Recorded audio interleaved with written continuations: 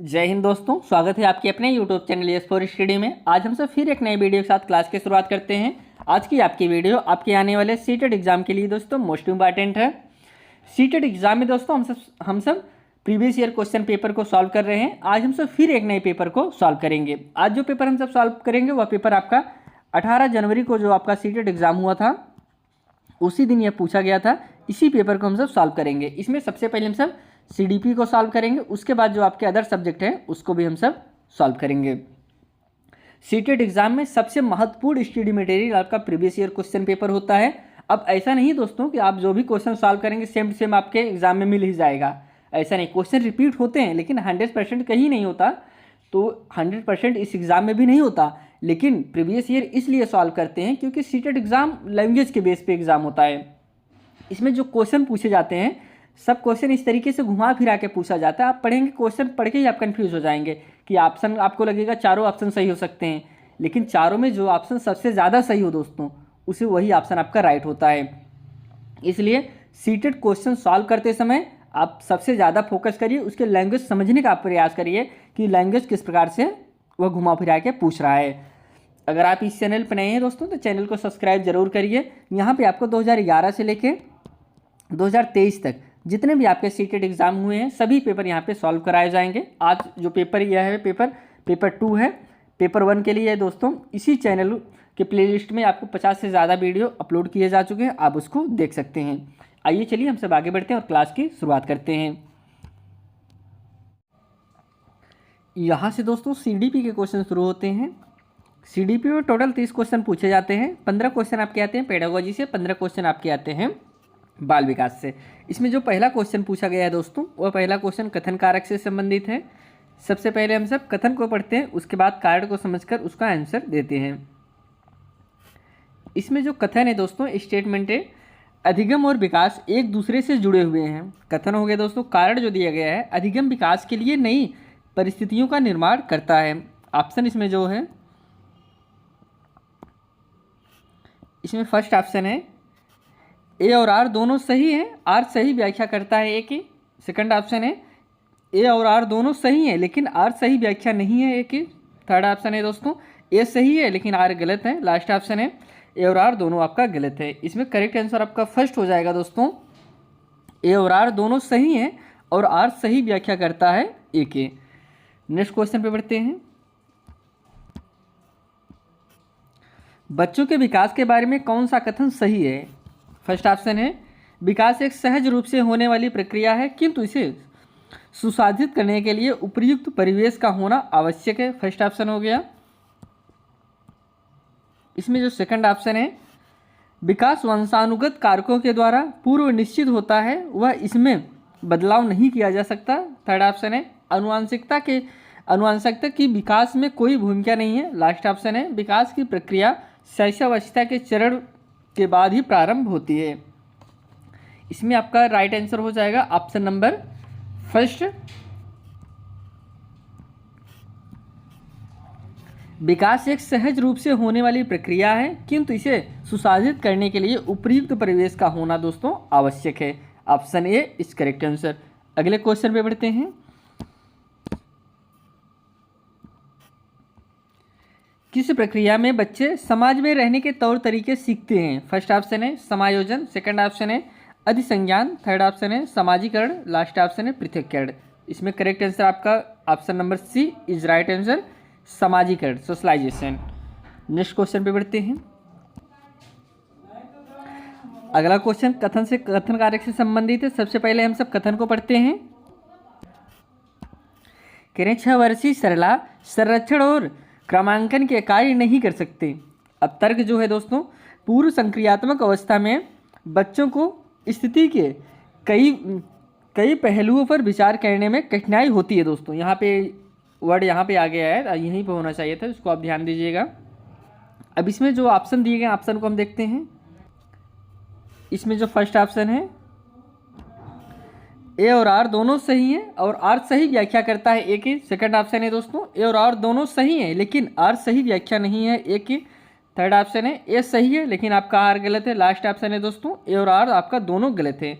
इसमें right answer आपका first ही हो जाएगा, आपका ए भी सही है और आर भी सही है। और आर सही व्याख्या करता है ए की। नेक्स्ट क्वेश्चन की तरफ चलते हैं।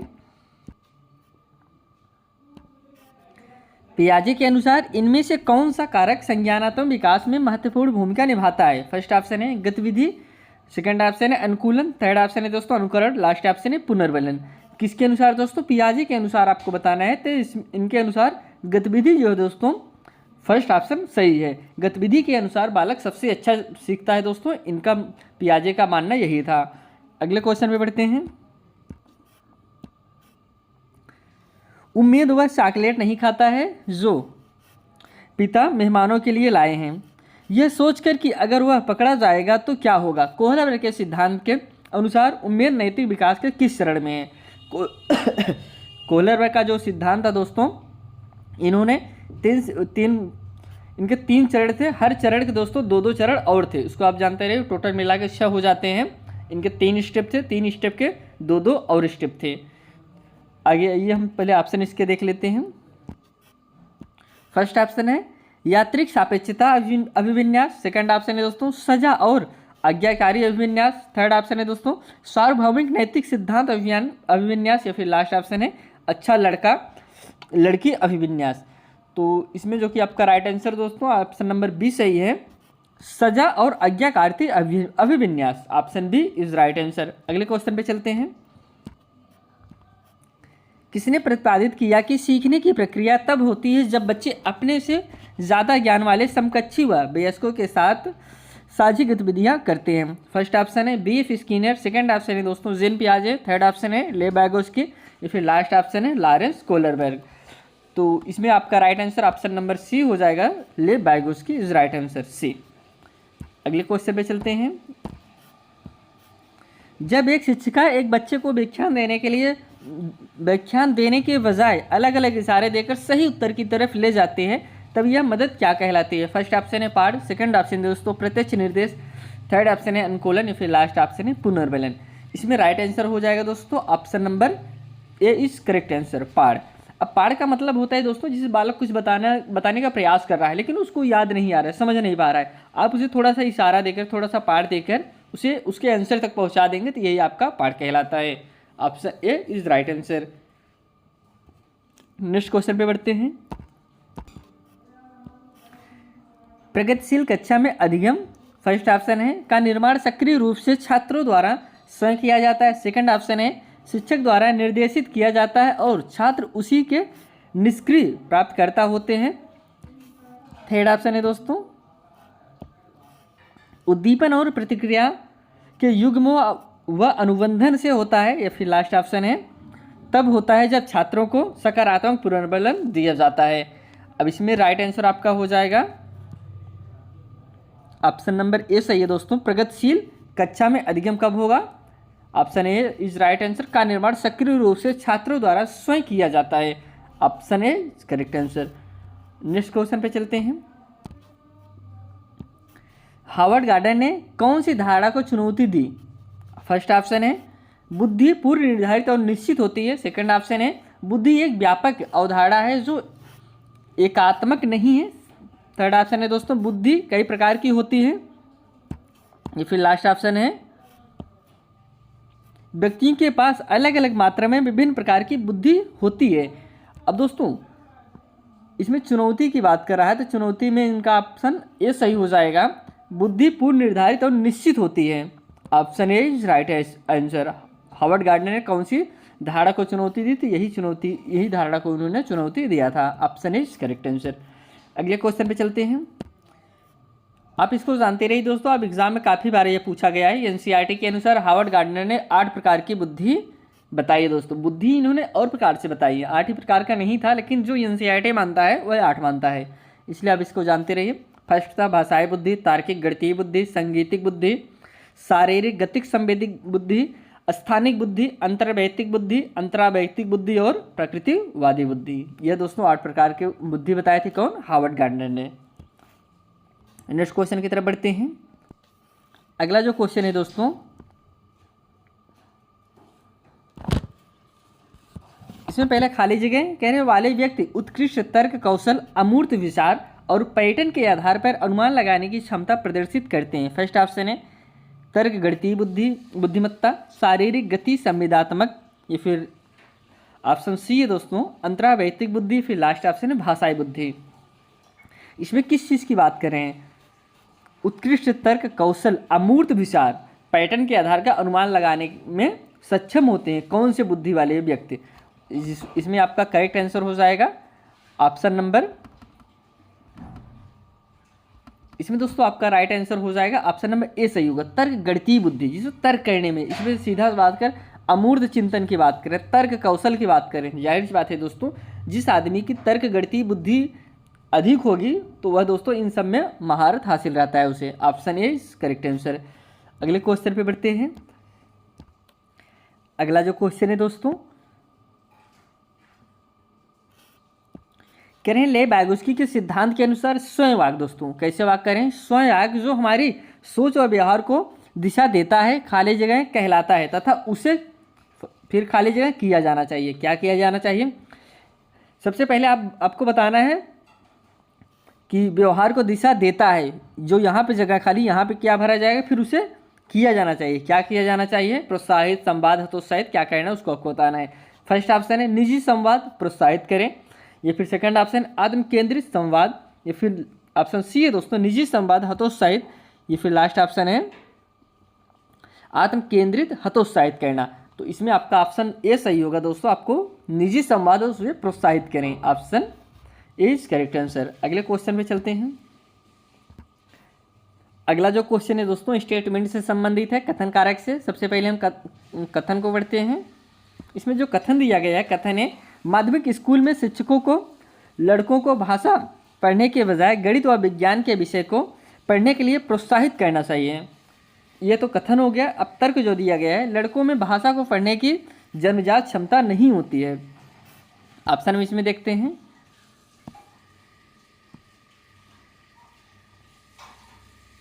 इसमें फर्स्ट ऑप्शन है, कह रहे हैं कि ए और आर दोनों सही है, आर सही व्याख्या करता है ए के। ऑप्शन बी है दोस्तों ए और आर दोनों सही है लेकिन आर सही व्याख्या नहीं है ए के। ऑप्शन सी है दोस्तों ए सही है लेकिन आपका आर गलत है। फिर लास्ट ऑप्शन ए और आर आपका दोनों गलत हैं। तो दोस्तों इसमें आपका करेक्ट आंसर यही हो जाएगा, यह आपके दोनों ऑप्शन ही गलत हैं, क्योंकि ऑप्शन डी इस करेक्ट आंसर है। क्योंकि दोस्तों जो लड़कों में या लड़कियों में जो भाषा की पढ़ने की क्षमता होती है वो जन्मजात होती है। यह कहा किसी ने था दोस्तों? नाम चॉम्स्की ने कहा था, इसको आप जानते रहिए। और इसमें जो कह रहे हैं कि आप सिर्फ कुछ विषय को ध्यान देंगे, ऐसा नहीं, आपको हर विषय पे ध्यान देना होगा। इसलिए ऑप्शन आपका दोनों गलत हैं। अगले क्वेश्चन पे बढ़ते हैं। अगला जो क्वेश्चन है, कह रहे हैं मूल्यांकन किस उद्देश्य से नहीं किया जाना चाहिए? दोस्तों यहाँ पे नहीं पूछा गया है। फर्स्ट ऑप्शन है बच्चों की तैयारी के स्तर का पता लगाने। सेकंड ऑप्शन है शिक्षण अधिगम पर मनन करने और उसमें संशोधन करने। थर्ड ऑप्शन है बच्चों में डर और सीखने का तनाव पैदा करने। या फिर लास्ट ऑप्शन है बच्चों की शिक्षा का समर्थन और सुधार करने के लिए। अब इसमें राइट आंसर इसमें हो जाएगा दोस्तों ऑप्शन नंबर सी होगा। यह नहीं करना चाहिए आपको, बच्चों में डर और सीखने का तनाव पैदा करने के लिए, इसलिए आप बच्चों का मूल्यांकन नहीं कर सकते। Option C is correct answer. अगले क्वेश्चन पे बढ़ते हैं। अगला जो क्वेश्चन है, कह रहे हैं कक्षा परीक्षण के दौरान एक शिक्षक ने पाया कि अधिकांश छात्रों ने अवधारणा आधारित प्रश्न का उत्तर गलत दिया। शिक्षक को चाहिए कि वे, अब क्या कहना चाहिए शिक्षक के नाते होने? अब हम ऑप्शन इसमें देखते हैं, फिर आपको राइट आंसर बताते हैं। फर्स्ट ऑप्शन है बच्चों के डांटें और अधिक मेहनत करने के लिए कहें। अब आपको डांटना थोड़ी है दोस्तों, कोई बच्चा अगर कुछ नहीं बता पा रहा है तो आप उसे डांटेंगे, मारेंगे, आपको ऐसे विकल्प की तरफ नहीं जाना होगा। अब सेकंड ऑप्शन है जिसमें करें माता पिता को बुलाकर शिकायत करें कि बच्चे पढ़ाई नहीं कर रहे हैं। ऐसा भी आप नहीं कर सकते, बच्चा नहीं पढ़ रहा था उसके माता पिता को बुलाकर उसकी शिकायत करें, ये आपको नहीं करना है। जो थर्ड ऑप्शन है विद्यार्थी को प्रश्न के उत्तर कई बार लिखने के लिए, ऐसा भी आप नहीं कर सकते हैं। लास्ट ऑप्शन जो है दोस्तों छात्रों की सोच और वैचारिक चुनौती का पता लगाएं और उसके अनुसार पढ़ाएं, यह ऑप्शन आपका करेक्ट होगा। क्योंकि दोस्तों आप पहले पता तो करिए ना, अगर कोई बालक कुछ नहीं बता पा रहा है, क्यों नहीं बता पा रहा है, पहले उसकी कमजोरी का पता करिए, फिर आप उस हिसाब से पढ़ाइए कि जिस हिसाब से बालक पढ़ सके। Option D is correct answer. हम सब अगले क्वेश्चन की तरफ चलते हैं दोस्तों। अगला जो क्वेश्चन है इसमें कह रहे हैं कि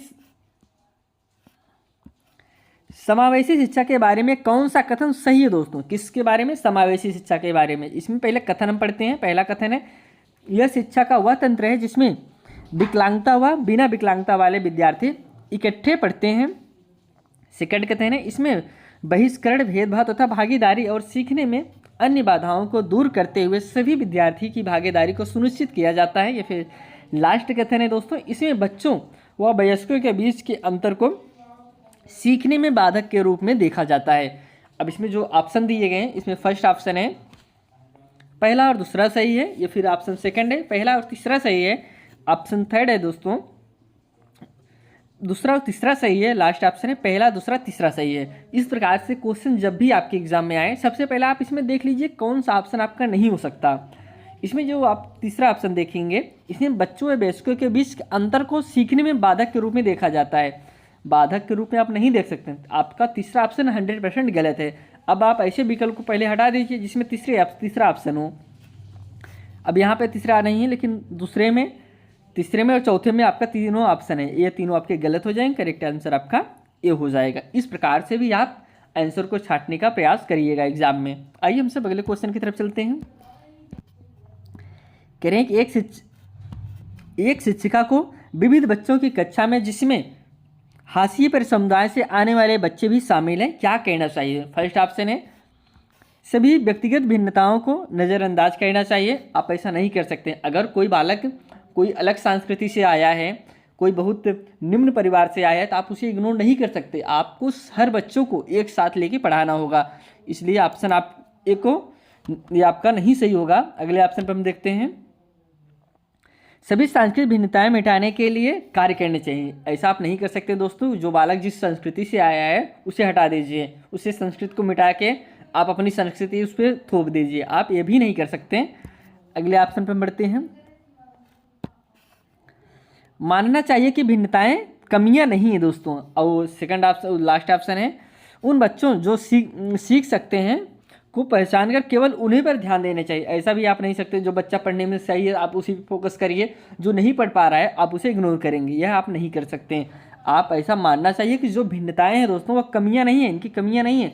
हम भिन्नताओं के जरिए दोस्तों बालक को सिखा सकते हैं। Option C is correct answer. अगले क्वेश्चन पे बढ़ते हैं, कौन सी पद्धति एक समावेशी कक्षा में बच्चों के सीखने में सहायक होगी दोस्तों? कौन सी पद्धति? फर्स्ट ऑप्शन है, इसमें समावेशी कक्षा की बात कर रहे हैं। फर्स्ट जो ऑप्शन है, इसमें फर्स्ट ऑप्शन दिया गया है प्रतिस्पर्धात्मक संस्कृति। सेकंड ऑप्शन है सहयोगात्मक अधिगम। थर्ड ऑप्शन है दोस्तों मानकीकृत निर्देश। या फिर लास्ट ऑप्शन है सख्त मूल्यांकन प्रणाली। इसमें दोस्तों समावेशी कक्षा की बात करें तो समावेशी में आपका ऑप्शन बी ही सही होगा, सहयोगात्मक अधिगम। जब बालक एक दूसरे से सहयोग करके पढ़ेंगे, सहयोग करके सीखेंगे तो बहुत अच्छे से और बहुत जल्दी से सीख जाते हैं। Option B is correct answer. आइए हम सब अगले क्वेश्चन पे बढ़ते हैं मित्रों।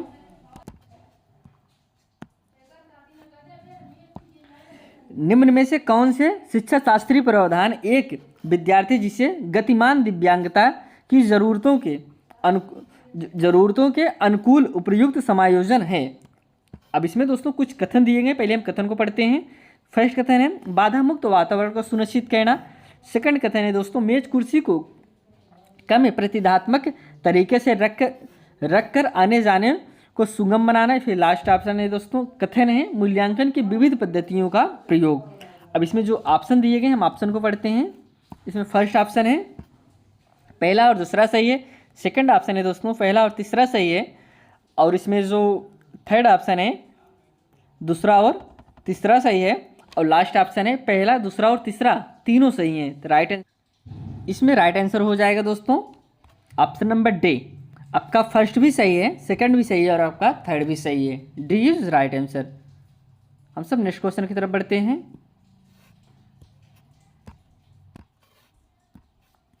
निम्नलिखित में से रचनात्मकता के विशिष्ट संकेतक कौन से हैं? फर्स्ट कथन दिए गए पहले दोस्तों।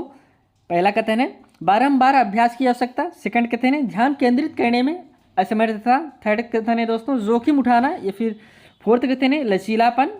इसमें लास्ट कथन है दोस्तों बोरियत के लिए असहिष्णुता। अब इसमें ऑप्शन जो दिए गए हैं फर्स्ट ऑप्शन है पहला दूसरा और तीसरा सही है। इसमें जो सेकंड ऑप्शन है, तीसरा और चौथा और पांचवा सही है। थर्ड ऑप्शन है पहला दूसरा तीसरा चौथा चारों सही है। ये फिर लास्ट ऑप्शन है पहला दूसरा तीसरा चौथा पांचवा पांचों सही हैं। तो इसमें राइट आंसर आपका बी हो जाएगा दोस्तों। इसमें तीसरा सही है जोखिम उठाना, और चौथा सही है लचीलापन। लास्ट है दोस्तों बोरियत के लिए असहिष्णुता। ऑप्शन आपका B is correct answer. Next question पे बढ़ते हैं। अगला जो क्वेश्चन है, करें एक सामाजिक रचनात्मक कक्षा में शिक्षकों को खाली जगह और सामूहिक कार्य को सुगम बनाने के लिए मेज व कुर्सी ऐसी होनी चाहिए। फर्स्ट ऑप्शन है गतिशील जिन्हें खिसकाया जा सके। सेकंड ऑप्शन है दोस्तों गतिशील जो नियत हो। थर्ड ऑप्शन है दोस्तों तानाशाह जो नियत हो। या फिर लास्ट ऑप्शन है तानाशाह जिन्हें खिसकाया जा सके। ऑप्शन इसमें आपका फर्स्ट हो जाएगा। इसमें फर्स्ट में भरा जाएगा दोस्तों गतिशील हो, और दोस्तों लास्ट में भरा जाएगा जिन्हें खिसकाया जा सके। ऑप्शन ये इज करेक्ट आंसर। अगले क्वेश्चन पे बढ़ते हैं। अगला क्वेश्चन दोस्तों स्टेटमेंट से संबंधित है। सबसे पहले हम सब कथन को पढ़ते हैं।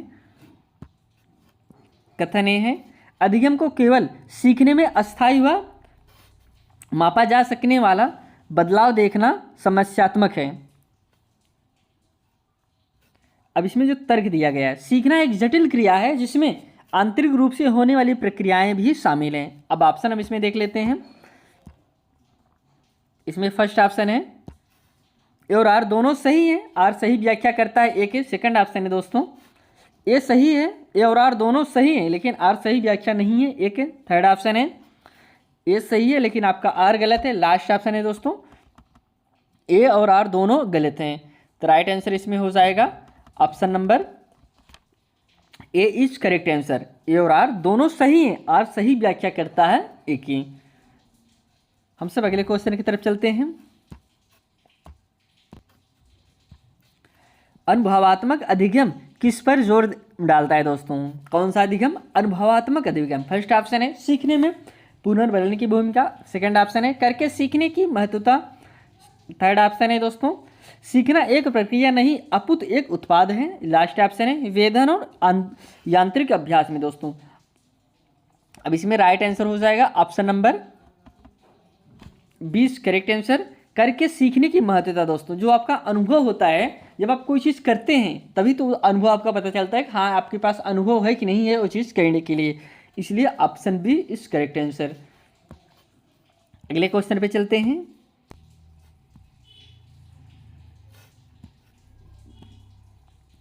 जब छात्र स्कूल की अपेक्षाओं के अनुसार प्रदर्शन करने में सक्षम नहीं होते तो स्कूल को सबसे पहले निम्नलिखित पर ध्यान केंद्रित करना चाहिए।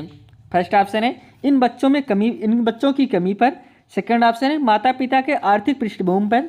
थर्ड ऑप्शन है दोस्तों माता पिता के सामाजिक पृष्ठभूमि पर।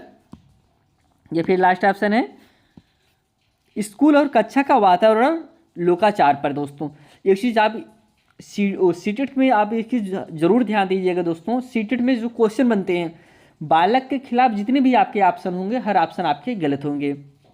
एक चीज़ कभी नहीं गलत होता वह है बालक दोस्तों। आपके पढ़ाने का तरीका गलत हो सकता है, बुक गलत हो सकती है, विद्यालय गलत हो सकता है, वहाँ का माहौल गलत हो सकता है, जो आपके इंस्ट्रूमेंट हैं वो सब गलत हो सकते हैं, लेकिन एक चीज़ कभी नहीं गलत होता वो होता है बालक। इस ऑप्शन में देखो दोस्तों जो कह रहे हैं कि इन बच्चों की कमी पर आप ऐसा नहीं कर सकते हैं। इसमें जो सेकंड है माता पिता की आर्थिक पृष्ठभूमि पर ध्यान देंगे। आप यह भी नहीं कर सकते कौन सा बच्चा कितना अमीर है गरीब है, आप यह नहीं देख सकते।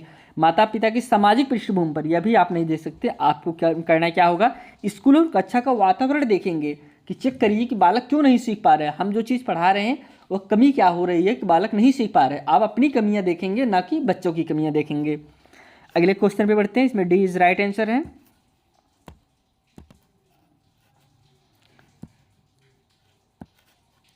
निम्नलिखित में से कौन सा समस्या समाधान में स्वानुभाविकता के प्रयोग का वर्णन करता है दोस्तों?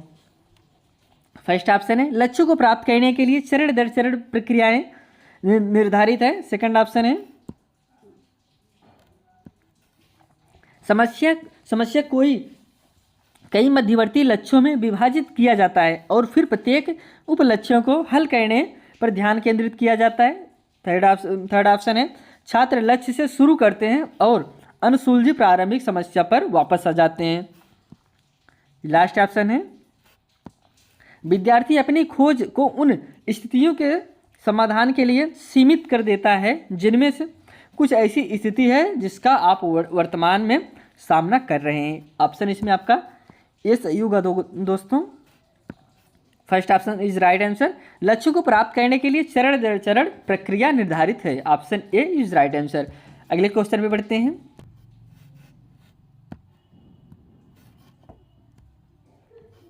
निम्न में से कौन सी कार्यनीति एक शिक्षिका को विद्यार्थियों में संवेगात्मक आत्म निम्नता को प्रोत्साहित नहीं करेगी? फर्स्ट ऑप्शन है विद्यार्थियों को अपनी भावनाओं पहचानने व उनको अभिव्यक्त करने में मदद करना। सेकंड ऑप्शन है दोस्तों संवेग से जूझने की नीतियों पर चर्चा करना। थर्ड ऑप्शन है विद्यार्थियों के संवेगात्मक अभिव्यक्तियों में सांस्कृतिक भिन्नताओं को पहचानने में मदद करना। या फिर लास्ट ऑप्शन है विद्यार्थियों को एक दूसरे से प्रतिस्पर्धा के लिए प्रोत्साहित करना व लगातार तुलना करते हुए अविश्वास का माहौल बनाना। अब इसमें आपका करेक्ट आंसर हो जाएगा option number D is correct answer. इसको आपको प्रोत्साहित नहीं करना होगा। Option D is right answer. अगले क्वेश्चन पे बढ़ते हैं। बच्चों के सीखने के लक्ष्य की तरफ प्रेरित करने का प्रभावी तरीका क्या है दोस्तों?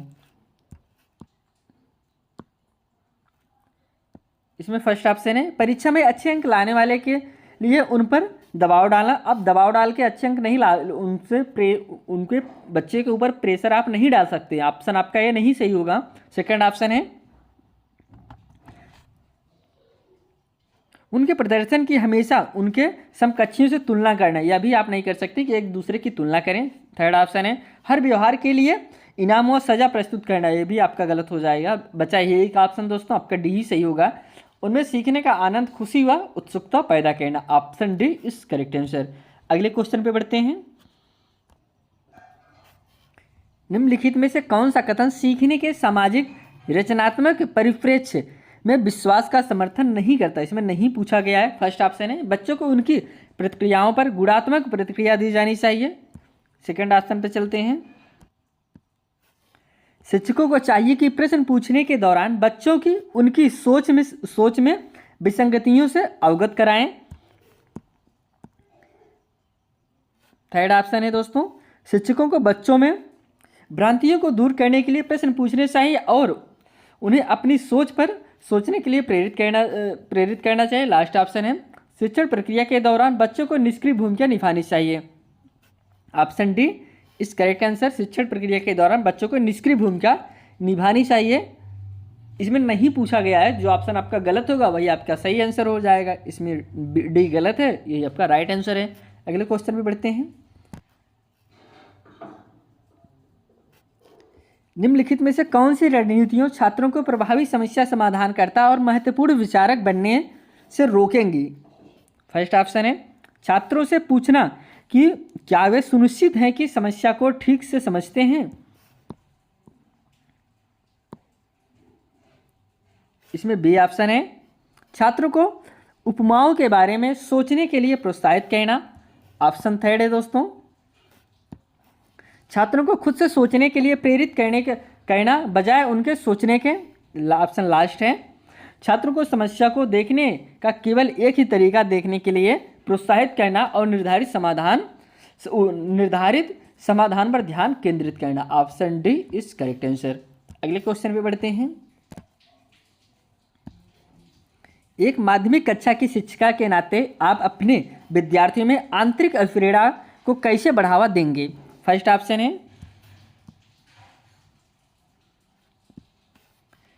प्रतिस्पर्धा को बढ़ावा देकर। सेकंड ऑप्शन है अवांछनीय व्यवहार को दंडित करके। ऑप्शन थर्ड है दोस्तों सीखने में आनंद की अनुभूति को बढ़ावा देकर। या फिर लास्ट ऑप्शन है भौतिकवादी पुरस्कार देकर। तो राइट आंसर इसमें सी हो जाएगा, सीखने में आनंद की अनुभूति को बढ़ावा देकर। Option C is correct answer. यहाँ पे आज हम सब दोस्तों सीडीपी के 30 क्वेश्चन को कवर किए जो कि आपके सीटेट एग्जाम के लिए मोस्ट इंपॉर्टेंट है। आज जो पेपर हमने कवर किया वह पेपर आपका 8 जनवरी 2023 में जो आपका सीटेट एग्जाम हुआ था उसी दिन यह पेपर आपका पूछा गया था। अगर आप इस चैनल पर नए हैं दोस्तों तो चैनल को सब्सक्राइब जरूर करिए। यहाँ पे आपको 2011 से लेकर 2023 तक जितने आपके सीटेट एग्जाम हुए हैं सभी प्रीवियस ईयर क्वेश्चन पेपर यहाँ पे आपके सॉल्व कराए जाएंगे। आइए चलिए अभी क्लास यही समाप्त करते हैं, आपसे फिर एक नए वीडियो में मिलते हैं। तब तक के लिए दोस्तों धन्यवाद।